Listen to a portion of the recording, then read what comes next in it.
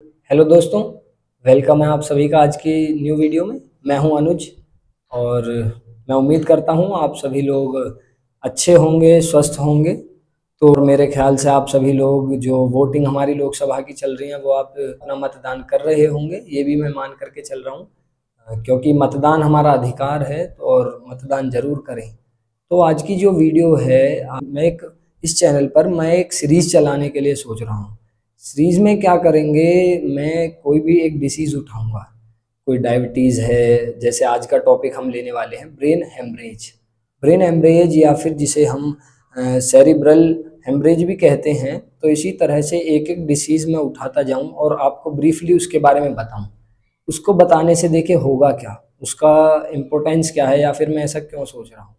बताने का मेरा ये है मोटिव। ये ज़रूरी नहीं है किसी भी डिसीज़ के बारे में जानना कि आप डॉक्टर हों या आप पेशेंट हों तो आपको जानना ज़रूरी है। देखिए आप आम आदमी हैं, आप तब भी आपको कुछ जो बीमारियां हैं, कभी कभी क्या होता है कुछ इनिशियल सिम्टम्स हमें बड़ी बीमारियों के दिखते हैं और जब तक हम उन्हें पहचान पाते हैं कि ये बीमारी ऐसी ही है तब तक पेशेंट की डेथ हो जाती है। हमें उसके इनिशियल सिम्टम्स ही नहीं पता होता। तो हम अपनी फैमिलीज़ में भी इन चीज़ों को देखते हैं और ये वीडियो ऐसे ही। तो आज हम ब्रेन हेमरेज के ऊपर बात करने वाले हैं, जिसे सेरिब्रल हेमरेज भी कहते हैं। देखिए इंडिया में 10 लाख या फिर 1 मिलियन लगभग पेशेंट इसके हर साल आते हैं। तो बात करना देखिए ज़रूरी हो जाता है इसके ऊपर। तो सबसे पहले इसके बारे में बताता हूँ कि ये होती क्या है।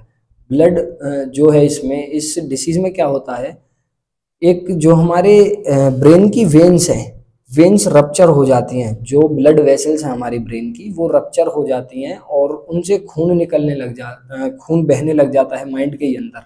या फिर कहूँ कि ये दो तरीके से होती है, या तो आपकी जो कहते हैं कि दिमाग की नस फट गई, वही ब्रेन हेमरेज है, या फिर इसमें खून का एक थक्का या फिर ब्लड क्लॉटिंग हो जाती है किसी भी ब्लड वेसल में, ब्रेन की में। तो वहाँ से ब्लड जाना बंद हो जाता है, तब ब्रेन हेमरेज होता है। देखिए इसके दो मेन रीज़न हैं। या तो किसी पर्सन को हाई ब्लड प्रेशर की प्रॉब्लम होती हो, उसे ब्रेन हेमरेज हो सकता है। या फिर किसी पर्सन को ट्रोमा हुआ हो, सदमा जिसे हम बोलते हैं, कोई ऐसी खबर सुन ली हो या फिर ऐसा उन्हें एकदम सदमा लगा हो, तब ब्रेन हेमरेज होने के चांसेस रहते हैं। ये मैंने आपको ओवरव्यू बता दिया बीमारी होती क्या है, जिसे हम नस फटना एक तरीके से कहते हैं। इसके बारे में मैंने बता दिया कि ये होती किसको है, जिसका हाई ब्लड प्रेशर रहता हो या ट्रोमा किसी को हुआ हो, या फिर कोई पर्सन है जो ब्लड को थिन करने की या फिर खून पतला करने की दवाई ले रहा है, ये उसे भी होने की संभावना रहती है। अब आप इसे पहचानेंगे कैसे? देखिए आप पहचानेंगे कैसे, मैं आपको इसके कुछ सिम्टम्स बताता हूँ। बेसिकली अगर कोई पर्सन है वो बोल नहीं पा रहा है, बोलने में उसे हिचकिचाहट हो रही है या फिर उसकी जीवा जो है वो स्पष्ट रूप से कुछ बोल नहीं पा रही है, तब आप सोच सकते हैं, है ना। और ये भी आप दिमाग में रखें कि केवल एक सिम्टम ही उस डिसीज़ को नहीं बताता है, 3-4 सिम्टम्स मिल करके तब कंफर्मेशन करें। अब देखें किसी ने, आपने देखा कि कोई नहीं बोल पा रहा है तो आपने सोच लिया ब्रेन हेमरेज होने वाला, तो ऐसा नहीं है। इसमें एक रीज़न तो ये होता है कि कोई व्यक्ति विशेष है वो बोल नहीं पाता है स्पष्ट रूप से।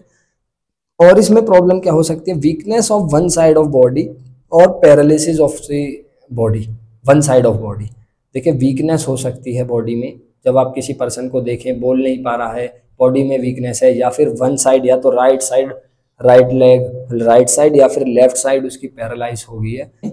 वीकनेस हो सकती है फेस के कुछ पार्ट्स में और उसे चलने में भी डिफ़िकल्टी हो सकती है इनिशियली। ये सभी मैंने आपको बताए इनिशियल सिम्टम्स, इतने भी मैंने आपको बताए।